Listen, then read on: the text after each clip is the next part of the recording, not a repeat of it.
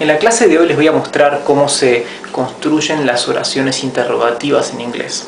Las oraciones interrogativas es lo que se llama questions o preguntas. Primero que nada tenemos que saber que para pasar una oración de afirmativo a negativo, perdón, de aseverativa a interrogativa, o para formular una oración interrogativa necesitamos siempre de un verbo auxiliar, a menos que el verbo principal sea el verbo to be, que es ser o estar. Si es el verbo to be, entonces no necesitamos un verbo auxiliar.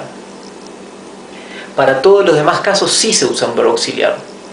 Ya sea tomamos prestado, seguimos utilizando el verbo auxiliar del tiempo verbal compuesto, si se trata de un verbo de un tiempo verbal compuesto, por ejemplo, yo estoy yendo, ¿verdad? El gerundio. Estoy yendo. El verbo estar es un verbo auxiliar. Mantenemos ese verbo auxiliar si queremos pasar eso a una pregunta. Ahora, si no es un tiempo verbal compuesto, entonces utilizamos el verbo to do como verbo auxiliar. En el caso del futuro, como es un verbo auxiliar compuesto porque utiliza el verbo auxiliar to will, se sigue utilizando el verbo to will. Bien, pero para no marearlos más, vamos a ver los ejemplos donde aquí vamos a entender bien cómo se hace. La primera oración es He is eating. He is eating. Él está comiendo. Es el tiempo verbal present continuous, ¿sí? El gerundio. Aquí el eating significa comiendo, es gerundio. Entonces el verbo aquí que está conjugado, que se conjuga, es el verbo ser. El verbo ser o estar, el verbo to be, ¿verdad? Él está comiendo. El verbo estar es el que se conjuga en el español, en el inglés también, el verbo to be. Dijimos que cuando utilizamos el verbo to be, no necesitamos agregar un verbo auxiliar. Entonces, la interrogación de esta misma oración sería simplemente cambiar el orden de estas palabras. Pasamos el verbo antes del sujeto y decimos Is he eating? Is he eating? ¿Él está comiendo? Ahora veamos la misma oración pero en otro tiempo verbal. We have eaten. Nosotros hemos comido. Ahora estamos con un verbo compuesto, ¿verdad? Porque el verbo compuesto ya utiliza un verbo auxiliar. Nosotros hemos comido. We have eaten. El verbo have es el verbo auxiliar propio del tiempo verbal que estamos utilizando. Entonces mantenemos este mismo verbo auxiliar para la pregunta. Solo lo pasamos antes del sujeto, ¿verdad? Y ya tenemos la interrogación. Have we eaten?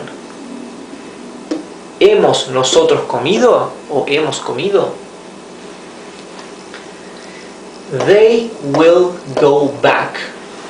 They will go back. Aquí estamos utilizando el verbo auxiliar will, o sea que claramente es una oración en tiempo futuro, ¿verdad? Porque will es el verbo auxiliar que se utiliza siempre para el tiempo futuro. Entonces, como ya tenemos un verbo auxiliar que es el verbo will, y go back es el complemento del verbo, ¿no? Al igual que aquí tenemos eaten, ¿no? Go back es retroceder o regresar.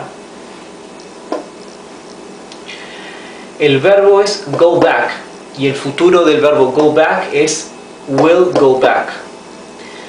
Mantenemos el mismo verbo auxiliar y preguntamos, lo pasamos adelante del sujeto y decimos will they go back? ¿Ellos van a regresar o ellos van a retroceder? Dependiendo del contexto, ¿no? Go back puede ser retroceder o regresar. El siguiente ejemplo. Aquí tenemos la afirmación en tiempo presente simple. She works hard. ella trabaja duro o trabaja mucho. El tiempo presente no utiliza un verbo auxiliar, ¿verdad? O sea, el único verbo que tenemos es el verbo trabajar. Y no tiene ningún verbo auxiliar apoyándolo. Entonces necesitamos incorporar, tomar prestado el verbo to do como verbo auxiliar para pasar esto a una oración interrogativa. Si estuviéramos utilizando el verbo to be, como aquí, no precisaríamos un verbo auxiliar, pero como este no es el verbo to be, necesitamos utilizar un verbo auxiliar, to do.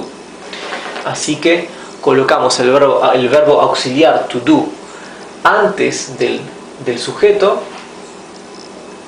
lo conjugamos en tiempo presente, ¿verdad? Como verbo auxiliar, y decimos: Does she work hard?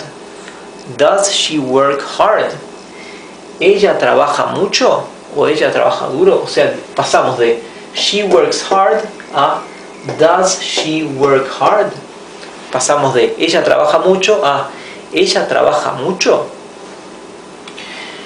Aquí does está en tiempo presente y conjugado para la tercera persona del singular, ¿verdad? Para she does. Por eso tiene la terminación ES. Siguiente ejemplo. He is big. He is big. Como aquí el verbo es el verbo to be, ¿verdad? Que es este, no necesitamos agregar o tomar prestado un verbo auxiliar. Simplemente lo pasamos antes del sujeto para convertir la oración en una pregunta. Y tenemos: Is he big? ¿Él es grande? Pasamos de él es grande a él es grande o es él grande. Y la última, también tenemos el verbo to be. Recuerden que el verbo to be en tiempo presente para la primera persona del singular, para I o yo, se conjuga am. I am, you are, he is, ¿sí? Como estamos utilizando el verbo to be, no necesitamos hacer uso de un verbo auxiliar. Entonces, a la oración I am fast, simplemente le cambiamos el orden del verbo con el sujeto y lo convertimos en una pregunta. Decimos: Am I fast? ¿Yo soy rápido? ¿Yo soy rápido? Acá estamos afirmando yo soy rápido. Y acá preguntamos: ¿yo soy rápido? I am fast. Am I fast? Veamos otra vez las seis oraciones. He is eating. Is he eating? We have eaten. Have we eaten? They will go back. Will they go back? She works hard. Does she work hard? He is big. Is he big? I am fast. Am I fast? Aquí solamente hemos visto una oración sola donde estamos utilizando el verbo to do como verbo auxiliar. En realidad, la mayoría de las oraciones, quizás que son oraciones interrogativas en inglés, utilizan el verbo auxiliar to do.